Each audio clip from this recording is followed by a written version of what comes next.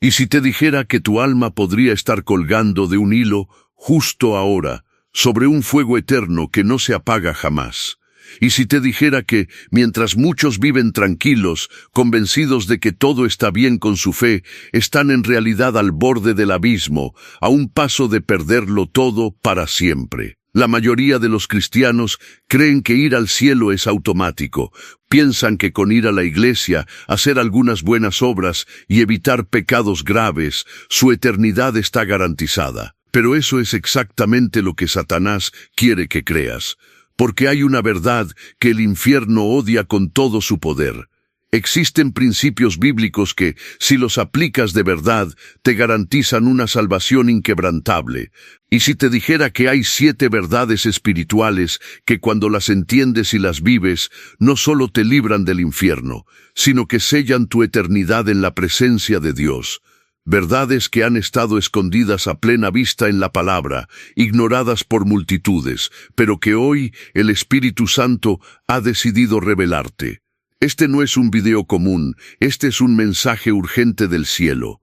Porque hay millones de creyentes que están convencidos de que están bien con Dios, pero están perdidos. Su fe es superficial, sus obras son externas, y su alma sin saberlo camina hacia la condenación, pero tú no estás aquí por casualidad.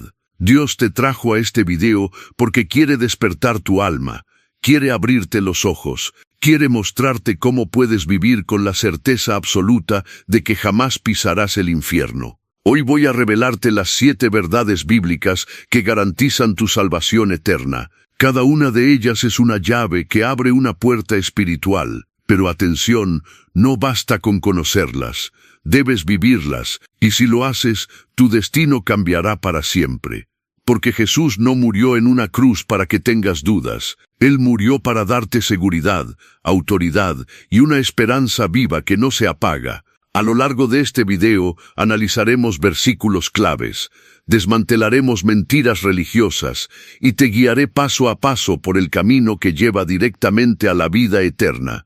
Antes de comenzar, quiero pedirte algo sagrado. Escribe en los comentarios esta oración poderosa. Dios, asegúrame en tu verdad. Esta frase será tu ancla espiritual durante este viaje. Una declaración de fe que le gritará al cielo y al infierno que tú estás decidido a sellar tu destino eterno hoy mismo. También dale me gusta a este video. Cuando lo haces, YouTube lo muestra a más personas que, como tú, necesitan escuchar esta verdad urgente. Estás siendo usado por Dios para salvar almas, y si aún no te has suscrito, hazlo ahora. Porque este canal se ha convertido en un refugio espiritual para miles de personas que no tienen una iglesia cerca, pero que anhelan crecer, despertar y caminar en verdad. Bienvenido, porque si estás aquí es porque el Espíritu de Dios te está llamando. Estás a punto de descubrir verdades que pueden cambiar tu eternidad para siempre. Respira profundo, abre tu alma, porque tu destino eterno podría definirse en los próximos minutos. Comencemos. Primera verdad. Admitir que eres pecador y que mereces el infierno. Aceptar esta verdad no es fácil. Choca con nuestro orgullo, desafía nuestra imagen personal y derriba toda justificación humana. Pero es el primer paso real hacia una salvación auténtica. Mientras no reconozcas tu verdadera condición delante de Dios, seguirás creyendo que no necesitas ser salvado. Y esa es precisamente una de las trampas más letales del enemigo, hacerte sentir bueno, hacerte pensar que, comparado con otros, tú estás en paz con Dios. Pero la Biblia no dice los peores serán condenados. Dice que todos pecaron y están destituidos de la gloria de Dios. Romanos 3:23. Este versículo no deja espacio para negociaciones.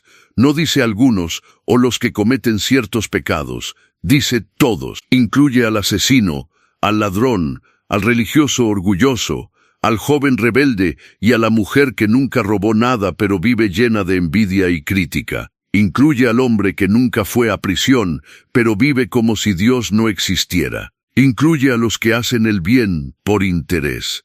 Incluye a los que usan la religión para esconder un corazón frío. Nos incluye a ti y a mí. Y es aquí donde muchos tropiezan. porque el pecado no siempre se ve, no siempre tiene forma de escándalo. A veces el pecado tiene forma de indiferencia, de orgullo, de autosuficiencia. Pensamos, no soy tan malo, Dios conoce mi corazón, hago lo mejor que puedo. Pero esas frases, aunque suenan humildes, esconden una negación peligrosa, la de no vernos como realmente somos delante del Dios Santo. Romanos 6:23 lo deja aún más claro: la paga del pecado es muerte. El pecado tiene un precio. No es una opinión, no es una sugerencia, es un veredicto. Y no se trata solo de una muerte física, sino de una separación eterna de Dios. Eso es el infierno, un lugar donde ya no hay más oportunidades, donde la misericordia fue ignorada por demasiado tiempo. Hay personas que piensan, yo no merezco el infierno, nunca he matado a nadie, nunca he hecho daño intencional. Pero esa lógica no es bíblica. El infierno no está reservado solo para los criminales. Está reservado para todo aquel que muere sin haber sido reconciliado con Dios a través de Cristo. Porque aunque tus pecados sean pequeños a tus ojos, la gravedad del pecado no se mide por lo que hiciste, sino contra quién lo hiciste. Y pecar contra un Dios santo tiene consecuencias eternas. El autoengaño religioso es aún más peligroso, porque te hace creer que vas por el camino correcto solo porque hablas de Dios, asistes a una iglesia o tienes una Biblia abierta en tu sala. Pero si nunca has reconocido con sinceridad tu condición de pecador, si nunca has caído de rodillas ante la cruz diciendo yo merezco el juicio, entonces no has nacido de nuevo. Estás construyendo tu eternidad sobre arena. Dios no está buscando personas que se porten bien, está buscando corazones quebrantados. Personas que reconozcan que por más moralistas o educadas que sean, siguen estando perdidas sin Cristo. Admitir que mereces el infierno no es pesimismo espiritual, es el inicio de una transformación real, porque solo quien acepta que está enfermo puede clamar por un médico. Solo quien sabe que está en peligro busca un Salvador, y solo quien reconoce su culpa puede recibir el perdón. Quizá hasta hoy pensabas que tu vida estaba más o menos bien, que Dios te aceptaría por tu esfuerzo, por tu amabilidad, por tu sinceridad. Pero la verdad es esta: Dios no salva a los sinceros, salva a los arrepentidos. No salva a los que hacen promesas, salva a los que se entregan. Y si al oír esto algo se rompe dentro de ti, si una parte de tu alma empieza a comprender que no se trata de merecer, sino de rendirse, entonces estás en el lugar correcto. Este es el primer paso de una jornada eterna. Admitir tu pecado, tu necesidad, tu quiebra espiritual, no para vivir en culpa, sino para recibir la gracia. Porque el mismo versículo que declara muerte también ofrece esperanza. Pero la dádiva de Dios es vida eterna en Cristo Jesús, Señor nuestro. Dios no quiere condenarte, quiere salvarte, pero no puede hacerlo mientras insistas en justificarte. Él extiende su mano, pero espera que primero bajes tus defensas, que dejes de señalar a otros y que reconozcas lo que hay en ti. Admitir que eres pecador no es el final de tu historia, es el principio del mayor milagro que tu alma puede experimentar. Y hoy ese milagro puede comenzar. Segunda verdad: creer que Jesús murió específicamente por tus pecados.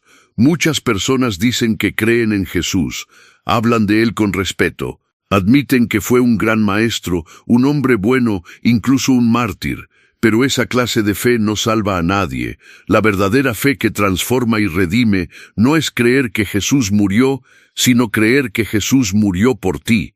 Por tus pecados concretos, reales, repetidos, por cada vez que le diste la espalda, por cada mentira, cada orgullo, cada rebelión escondida tras una sonrisa religiosa.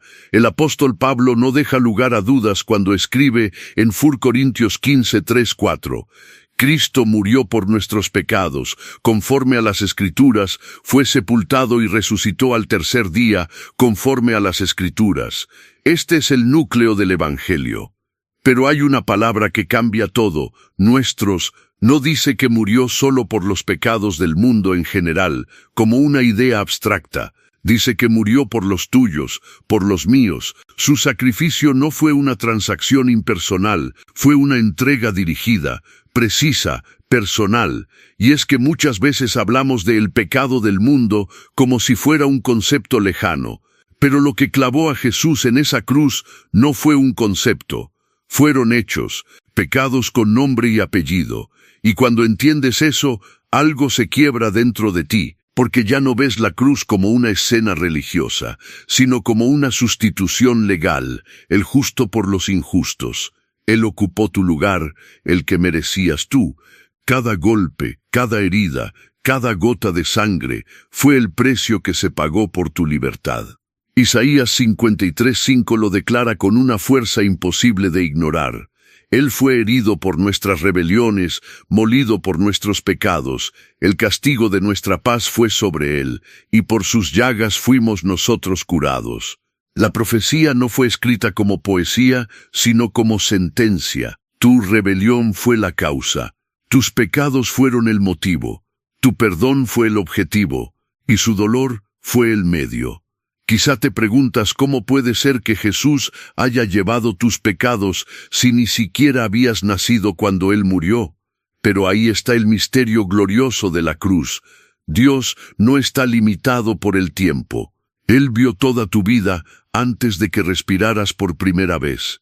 Vio tus pensamientos más ocultos, tus fallos futuros, tus errores voluntarios, y aún así eligió cargar con ellos. No esperó a que lo merecieras, no esperó a que cambiaras, te amó cuando aún eras enemigo, te perdonó antes de que supieras que estabas perdido. Jesús no murió esperando que un día lo tomaras en cuenta, murió sabiendo exactamente por qué lo hacía, sabía a quién estaba redimiendo, conocía tu rostro, tu historia, tu culpa, y no retrocedió, no gritó, detengan esto, no vale la pena. No. Lo soportó todo porque su amor es más grande que tu pecado, porque su gracia es más poderosa que tu pasado, y porque su propósito es más eterno que tus errores. Y aquí es donde la mayoría se queda corta en su fe. Creen que Jesús murió, pero no viven como si hubiera muerto por ellos, y esa diferencia lo cambia todo, porque creer que murió por ti te lleva a rendirte, a amarle, a vivir con gratitud. Te quiebra el alma y la reconstruye sobre un fundamento eterno. Ya no vives con culpa, ni con miedo, ni tratando de ganarte el favor de Dios. Vives desde la certeza de que alguien pagó el precio completo y lo hizo pensando en ti. Cuando esa verdad se hace carne en tu corazón, tu fe deja de ser religión y se convierte en una relación viva con el Salvador. Ya no ves la cruz como un símbolo, sino como el acto más personal que alguien haya hecho jamás por ti, porque no murió por la humanidad en general, murió por ti, por tu nombre, por tu alma, por tu eternidad. Y ahora que lo sabes, no puedes seguir viviendo igual. Esta verdad exige respuesta, porque si alguien murió en tu lugar, tú ya no te perteneces, le perteneces a Él. Fuiste comprado con sangre, una sangre que no se derramó al azar, sino con propósito. Y ese propósito es salvarte, limpiarte y darte una vida nueva. El segundo paso hacia una salvación segura es este: dejar de mirar la cruz desde lejos y abrazarla como tuya. Dejar de decir Jesús murió y empezar a decir con el alma Jesús murió por mí. Porque sólo entonces su sacrificio dejará de ser historia y se convertirá en tu realidad eterna. Tercera verdad, confesar con tu boca que Jesús es el Señor. No basta con creer en silencio, no basta con tener una fe escondida en lo profundo del corazón. La salvación verdadera, la que transforma destinos eternos, requiere una confesión abierta, valiente y decidida. El apóstol Pablo lo dice de forma directa en Romanos 10:9. Si confiesas con tu boca que Jesús es el Señor y crees en tu corazón que Dios lo levantó de entre los muertos, serás salvo. Esa declaración no es simbólica ni opcional, es una condición espiritual y una declaración de guerra contra el reino de las tinieblas. Confesar con la boca no se trata solo de pronunciar una frase, es reconocer públicamente quién gobierna tu vida, Y aquí está el punto clave que muchos ignoran. Jesús no vino solamente para ser tu Salvador, vino para ser tu Señor. Y eso lo cambia todo. Porque Salvador significa que te rescata, pero Señor significa que te dirige. Es el que manda. El que tiene la última palabra sobre tus decisiones, tus relaciones, tus sueños, tu dinero, tus emociones, tus heridas y tu futuro. Muchos quieren un Jesús que los salve del infierno, pero no un Señor que gobierne sus días. Quieren la cruz, pero no el trono. Quieren ser perdonados, pero no transformados. Y eso es imposible, porque la verdadera fe no es pasiva. No es un pensamiento interno, es una entrega total. Y se demuestra con palabras que salen de una convicción profunda. Cuando dices Jesús es mi Señor, estás diciendo ya no vivo para mí. He sido comprado. Mi vida ahora le pertenece a Él. La confesión pública es una marca espiritual. Es un acto de identificación. Así como el enemigo reconoce a los suyos por su rebeldía, el cielo reconoce a los hijos de Dios por su rendición abierta. Jesús mismo lo dejó claro en Mateo 10:32. A cualquiera que me reconozca delante de los demás, yo también lo reconoceré delante de mi Padre que está en el cielo. No hay neutralidad en el reino. O te identificas con Él, o lo niegas con tu silencio. Y aquí surge una pregunta que debe estremecerte por dentro. ¿Jesús es solo tu Salvador o también es tu dueño? Porque si solo lo reconoces cuando necesitas ayuda, pero vives como si tú fueras el centro de tu vida, entonces aún no le has entregado el trono. Un cristiano verdadero no negocia con Jesús.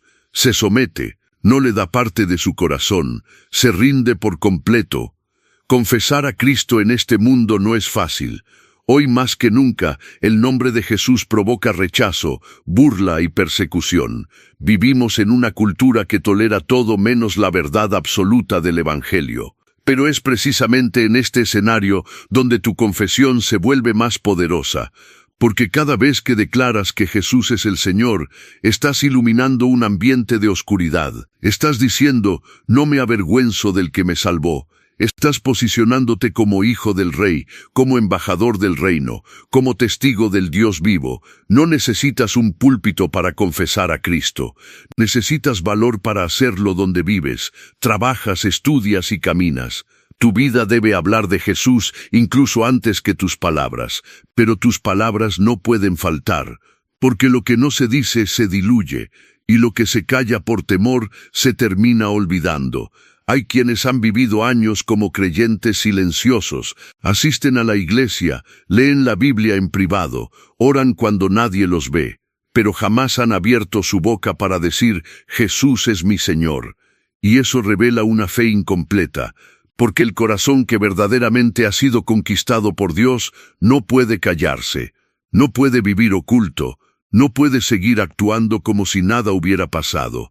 Esta tercera verdad es una invitación a romper el silencio espiritual, a poner tu voz al servicio del reino, a declarar que hay un Señor sobre tu vida, y su nombre es Jesús.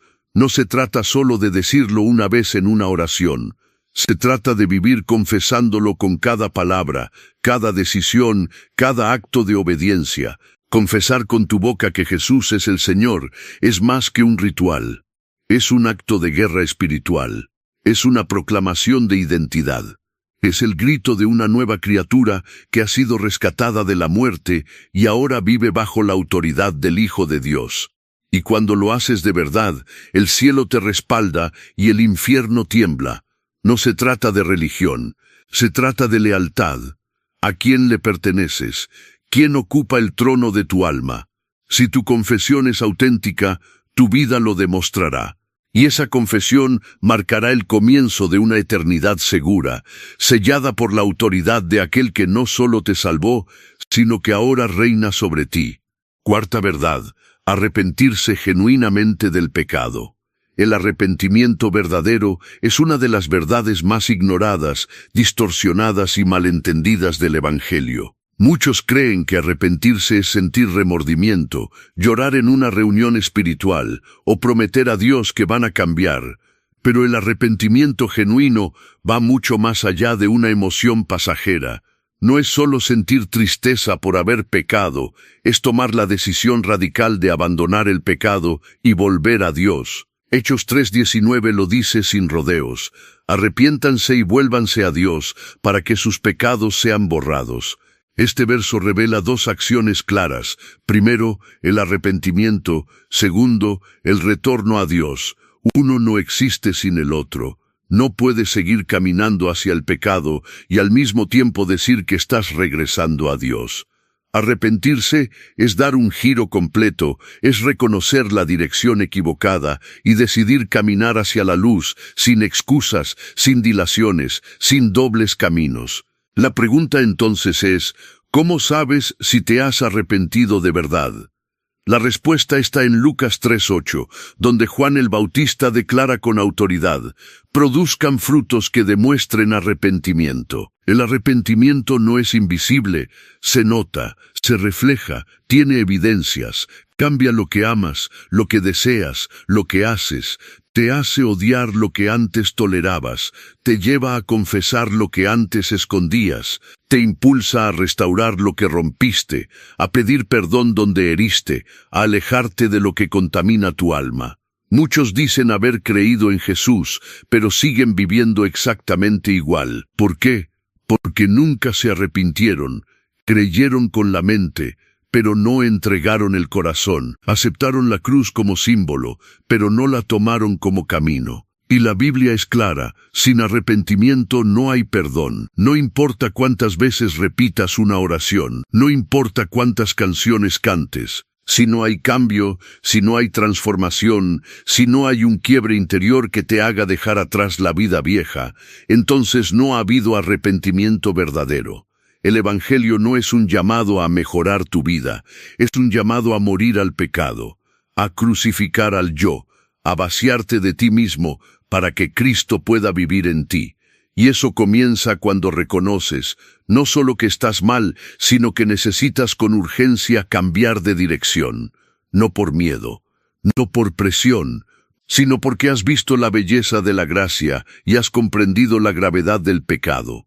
Un corazón arrepentido no es perfecto, pero sí sensible. Siente dolor por lo que ofende a Dios. No racionaliza su pecado, no lo justifica, lo expone, lo renuncia, lo combate, y cuando cae, se levanta con humildad y dependencia total del Espíritu Santo, porque sabe que sin Dios no puede vivir en santidad. Hoy, muchas personas viven engañadas, pensando que una lágrima en el altar fue suficiente. Pero el verdadero arrepentimiento no solo te hace llorar, te hace cambiar. Te lleva a cerrar puertas, cortar relaciones, renunciar a placeres, entregar hábitos ocultos. Te hace libre, no porque seas fuerte, sino porque decides entregarte al único que puede romper las cadenas, y ese es el fruto de un corazón quebrantado, un corazón que no vive en culpa pero sí en reverencia, que no pretende ser perfecto pero que ya no tolera vivir igual, un corazón que cada día clama: Señor, examíname, límpiame, guíame, un corazón que demuestra con hechos lo que dice con palabras. El arrepentimiento genuino no es una estación emocional, es una puerta espiritual. Es la puerta que abre el camino hacia una vida completamente nueva. Es la señal de que tu fe es real. Es la prueba de que el Espíritu Santo está trabajando en ti.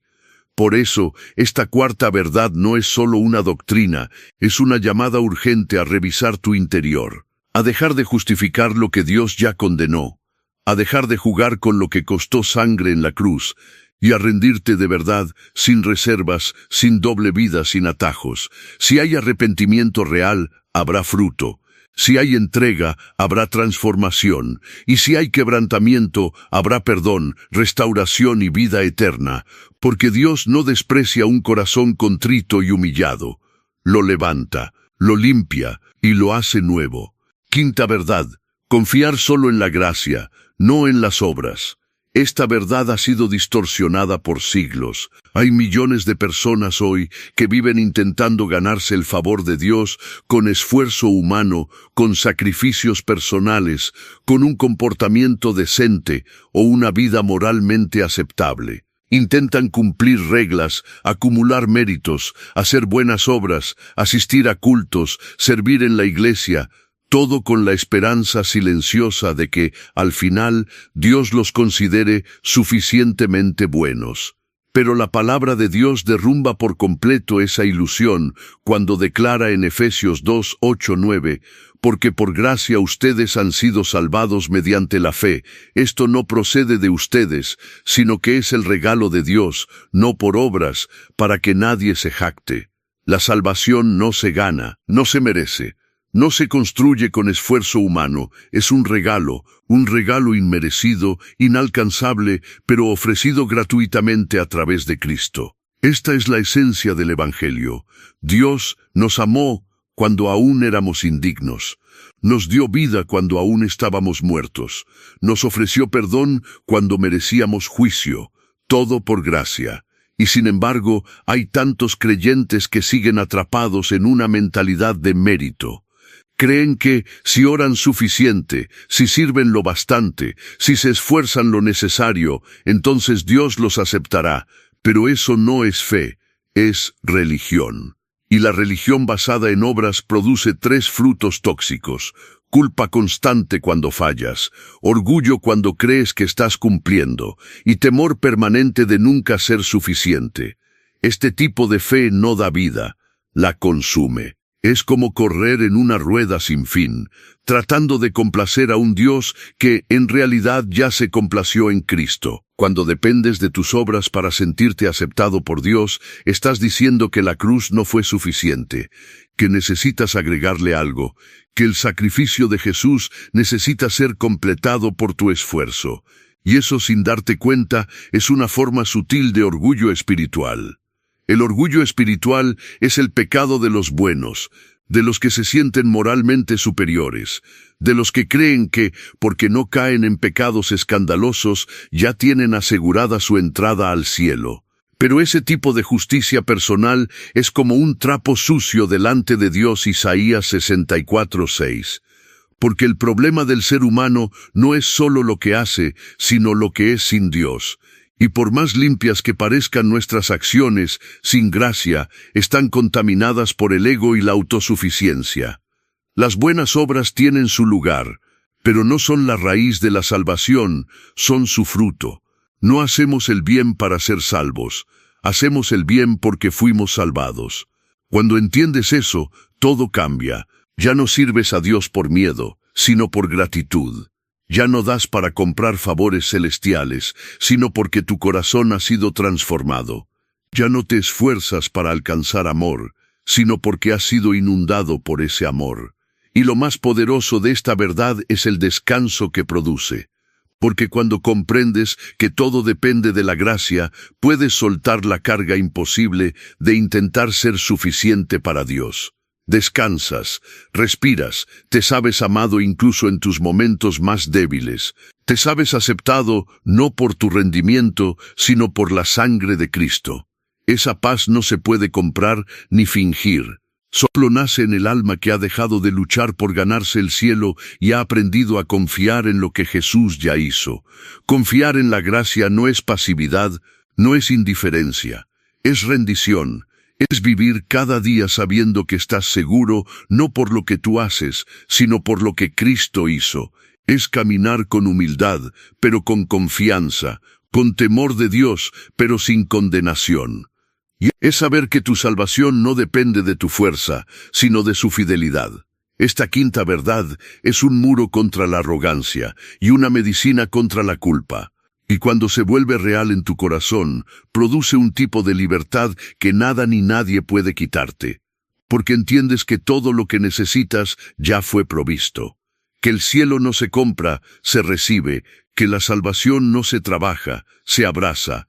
Y que al confiar plenamente en la gracia de Dios, descubres el verdadero descanso del alma. Uno que no viene de hacer más, sino de creer de verdad. Sexta verdad. Nacer de nuevo por el Espíritu Santo. Cuando Jesús habló con Nicodemo, un hombre profundamente religioso, no le dijo: te falta orar más, debes portarte mejor o necesitas aprender doctrina. No, le dijo algo mucho más radical, directo y desconcertante. de cierto te digo, que el que no naciere de nuevo no puede ver el reino de Dios. Juan 3:3. Con esa frase, Jesús desmanteló toda forma de religiosidad superficial y dejó claro que nadie puede entrar al cielo si no ha experimentado una transformación total, desde lo más profundo del ser. Esa transformación no es un maquillaje espiritual, es un nuevo nacimiento. Pero ¿qué significa realmente nacer de nuevo? No es comenzar a ir a la iglesia, no es dejar algunos pecados evidentes, no es hablar diferente ni vestirse de cierta manera. Nacer de nuevo es una resurrección interior, un milagro espiritual en el que tu viejo yo muere, y una nueva creación, formada por el Espíritu Santo, comienza a vivir dentro de ti. Como lo dice 2 Corintios 5:17, de modo que si alguno está en Cristo, nueva criatura es. Las cosas viejas pasaron. He aquí todas son hechas nuevas. Este nuevo nacimiento no es algo que tú puedas fabricar con disciplina o esfuerzo. Es una obra exclusiva del Espíritu Santo. Él es quien te convence de pecado, quien abre tus ojos, quien toca tu corazón y te hace entender lo que antes era locura. Es Él quien transforma tu mente, tus deseos, tu forma de ver el mundo. Lo que tú no podías cambiar con voluntad, Él lo cambia con poder. Y cuando eso sucede, hay señales visibles. El cambio se nota, tus palabras cambian, tu manera de tratar a los demás cambia, tus prioridades se reorganizan, tu espíritu se vuelve sensible. Lo que antes tolerabas, ahora te duele. Lo que antes amabas, ahora te parece vacío. Lo que antes evitabas, ahora lo buscas con pasión. La presencia de Dios, su palabra, su voluntad. Nacer de nuevo no significa que nunca más fallarás, pero sí significa que ya no puedes pecar con la misma comodidad de antes. Tu conciencia está viva. El Espíritu Santo te corrige, te inquieta, te guía. Ya no eres dirigido por la carne, sino por el Espíritu. No es que te obligas a vivir diferente. Es que ya no puedes vivir como antes, porque algo cambió radicalmente dentro de ti. Sin embargo, hay una realidad dolorosa que debe ser dicha con firmeza. Si no hay cambio, no hay conversión. Si después de aceptar a Cristo, sigues viviendo igual, pensando igual, deseando lo mismo y justificando los mismos errores de siempre, entonces lo que tuviste no fue un nuevo nacimiento, fue una experiencia emocional o una decisión religiosa, pero no fue un verdadero encuentro con el Espíritu Santo. El nuevo nacimiento no es opcional. Jesús no lo presentó como una recomendación. Lo declaró como una condición absoluta para entrar al reino. Y eso nos lleva a una autoevaluación seria. ¿He nacido de nuevo? ¿Hay evidencias de que Cristo vive en mí? Mi vida refleja una obra sobrenatural que yo no pude producir por mí mismo, porque cuando el Espíritu Santo entra a una vida, no la reorganiza, la reconstruye desde cero. Él no viene a mejorar tu comportamiento, viene a darte un nuevo corazón, uno que late al ritmo del cielo, que se duele con el pecado, que arde por la santidad, que anhela a Dios más que cualquier placer terrenal. Muchos han confundido la reforma moral con el nuevo nacimiento. Se han vuelto personas más educadas, más limpias, más religiosas, pero siguen muertos por dentro. El Espíritu no los ha transformado porque jamás le entregaron el control. Y eso es lo que el nuevo nacimiento implica, una rendición total, una entrega que permite al Espíritu Santo hacer lo que tú jamás podrías lograr solo. Esta sexta verdad es una llamada urgente a dejar atrás la fe superficial y abrazar una transformación real. No basta con asistir, no basta con conocer, no basta con sentir, hay que nacer de nuevo. Y ese milagro está disponible para todos los que hoy decidan rendirse al Espíritu de Dios. Él sigue haciendo nuevas todas las cosas. ¿Estás listo para dejar que comience contigo? Séptima verdad. Perseverar hasta el final en la fe. Muchos comienzan la carrera, pero no todos la terminan. A lo largo de los Evangelios y las cartas del Nuevo Testamento, vemos un llamado constante a la perseverancia. Jesús mismo lo dijo con absoluta claridad en Mateo 24:13. Pero el que persevere hasta el fin, ese será salvo. Esta afirmación, lejos de ser una advertencia pesimista, es una revelación profunda. La fe que salva es la que permanece, la que no se rinde, la que no se disuelve cuando llegan las pruebas, la que sigue firme aun cuando todo parece estar en contra. En nuestra cultura moderna, donde todo es instantáneo, donde se cambia de opinión con facilidad y se evita el sufrimiento a toda costa, el concepto de perseverar parece anticuado. Pero en el reino de Dios es esencial. No basta con haber hecho una oración, haber tenido una experiencia emocional o haber empezado con entusiasmo. La verdadera fe es la que resiste, madura, crece y se sostiene hasta el final. Muchos han participado en la comunidad de creyentes, han predicado, han servido, han cantado, pero luego se alejan. Y el apóstol Juan explica por qué sucede esto en Juan 2:19. Salieron de nosotros, pero no eran de nosotros, porque si hubiesen sido de nosotros, habrían permanecido con nosotros. La falta de perseverancia no es solo una señal de debilidad espiritual, es una evidencia de que nunca hubo una conversión auténtica. La permanencia en la fe no te salva, pero demuestra que has sido salvo. ¿Pero qué significa realmente permanecer en Cristo? No es simplemente continuar asistiendo a la iglesia o mantener ciertas rutinas religiosas. Permanecer en Cristo es una vida de comunión continua, de dependencia diaria, de obediencia creciente. Es mantener tu corazón alineado con su palabra, tu mente renovada por su verdad, tu voluntad rendida a su señorío. Es reconocer que sin Él no puedes hacer nada y vivir cada día con esa convicción. Y aquí está el punto clave, no se trata de fuerza humana. Perseverar no es una cuestión de disciplina religiosa o determinación emocional, es un fruto de la gracia. Es el resultado de una relación viva con el Espíritu Santo. Es Dios quien nos sostiene, nos fortalece y nos guarda. Como dice Judas 1:24, aquel que es poderoso para guardarlos sin caída y presentarlos sin mancha delante de su gloria. Las pruebas y dificultades no destruyen la fe verdadera, la revelan. En tiempos de escasez, enfermedad, traición o pérdida, es cuando se prueba lo que hay en el corazón. Algunos retroceden, otros se enfrían. Pero los verdaderos hijos de Dios, aunque caen, se levantan. Aunque lloran, siguen creyendo. Aunque dudan, no abandonan. Porque su raíz está profunda. Porque su fe no está basada en emociones, sino en una persona viva. Perseverar hasta el fin no es vivir una vida perfecta, sino una vida consciente de su fragilidad, pero aferrada a la fidelidad de Dios. Es caminar con temor reverente, pero también con confianza plena. Es entender que la carrera no se trata de velocidad, sino de constancia. Que no gana el más fuerte, sino el que no se rinde. Esta séptima verdad es la coronación de todo el camino de fe. Porque lo que empieza en arrepentimiento, confesión, fe y nuevo nacimiento debe culminar en una vida que permanece, que sigue firme en medio de la tormenta, que no negocia con el pecado, que no se vende al mundo, que no abandona al Salvador aunque cueste. Hoy más que nunca necesitamos creyentes que perseveren, que no se muevan con el viento de las modas espirituales, que no vivan de emociones, sino de convicciones.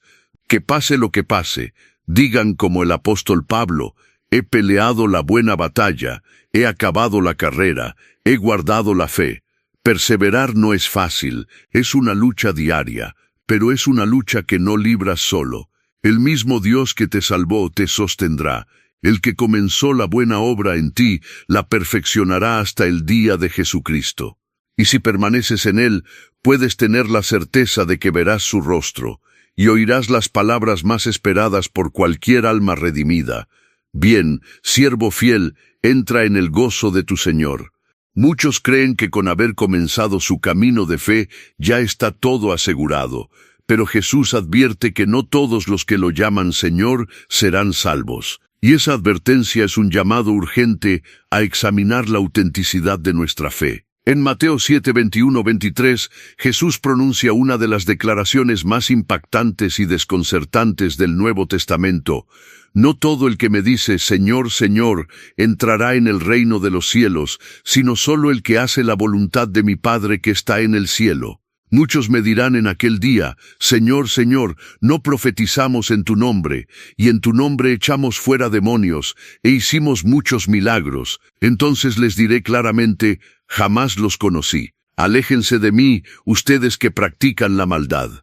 Estas palabras no van dirigidas a ateos, ni a personas que negaron a Dios abiertamente, sino a quienes se consideraban creyentes, que oraban, predicaban, servían e incluso hacían milagros. ¿Qué salió mal? La respuesta es estremecedora. Nunca fueron realmente suyos. Este pasaje pone al descubierto una verdad que muchos temen enfrentar. Es posible vivir engañado, creyendo que estás bien con Dios, cuando en realidad estás lejos de Él. Estas personas a las que Jesús rechaza no eran simplemente religiosos fríos, eran apasionados, activos, visibles, pero vacíos por dentro, llenos de actividad espiritual, pero carentes de intimidad con el Maestro. Entonces, ¿cómo se ve una conversión falsa? Tiene apariencia de piedad, pero sin transformación real. Tiene palabras cristianas, pero no frutos del Espíritu. Se apoya en lo externo, en lo que hace para Dios, pero no en lo que es en Él. No hay obediencia verdadera, sino solo una fachada de compromiso. Una de las señales más claras de una fe falsa es la religión emocional sin frutos. Personas que viven de experiencias, de eventos, de lágrimas, de canciones, pero no hay fruto de arrepentimiento, ni crecimiento espiritual, ni obediencia a la palabra. Buscan sentir a Dios, pero no obedecerlo. Buscan consuelo, pero no corrección. Y cuando pasa la emoción, su fe se apaga. Otro signo evidente es la vida duplicada. Creyentes que aparentan santidad los domingos, pero viven en pecado durante la semana. Su relación con Dios está limitada al culto, al lenguaje evangélico, a la imagen que proyectan. Pero en lo secreto no hay rendición, ni oración, ni lucha por la santidad. No hay cruz diaria, ni quebrantamiento, ni hambre de verdad. Hay una religión superficial que calma la conciencia, pero no transforma el corazón. Jesús no busca perfección, pero sí autenticidad. Por eso su declaración, nunca los conocí, no se refiere a un desconocimiento intelectual, sino relacional. Nunca hubo una relación real, íntima, profunda. Ellos sabían de Él, hablaban de Él, usaban su nombre, pero no caminaban con Él. Hacían obras espirituales, pero no vivían bajo su señorío. Estaban más enfocados en lo que hacían para Dios que en estar con Dios. Y es aquí donde cada creyente debe hacerse una pregunta dolorosa pero necesaria.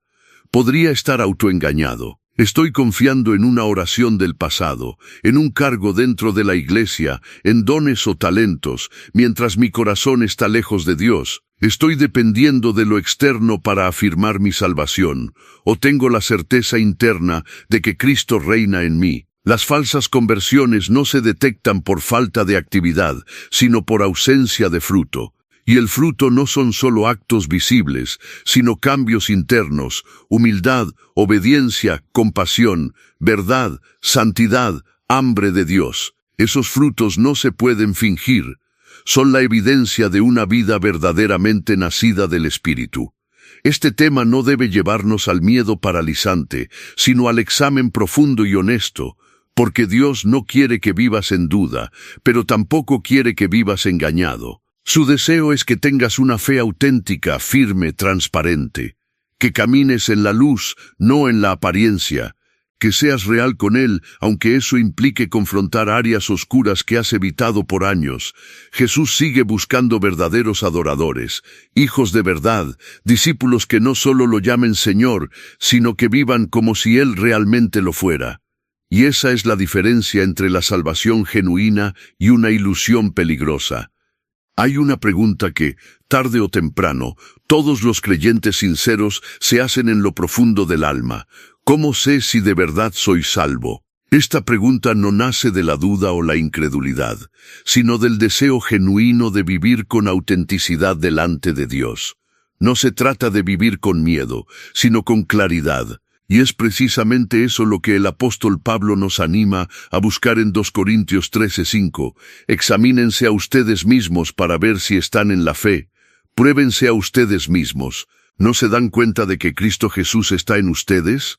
A menos que hayan fracasado en la prueba. Este llamado no es una invitación al temor constante, sino a una evaluación sincera y reverente de la fe que profesamos. Pablo no estaba escribiendo a incrédulos, sino a cristianos, a personas que, como tú y como muchos, asistían a la iglesia, oraban, leían la palabra, y sin embargo les dice, examínense. ¿Por qué? Porque hay una diferencia abismal entre tener una fe aprendida y tener una fe vivida, entre conocer el mensaje del Evangelio y haber sido transformado por él. Entonces, ¿cuáles son las señales que evidencian una salvación genuina? En primer lugar, hay evidencias internas. Una de las más claras es la convicción de pecado. El Espíritu Santo no solo te consuela, también te confronta.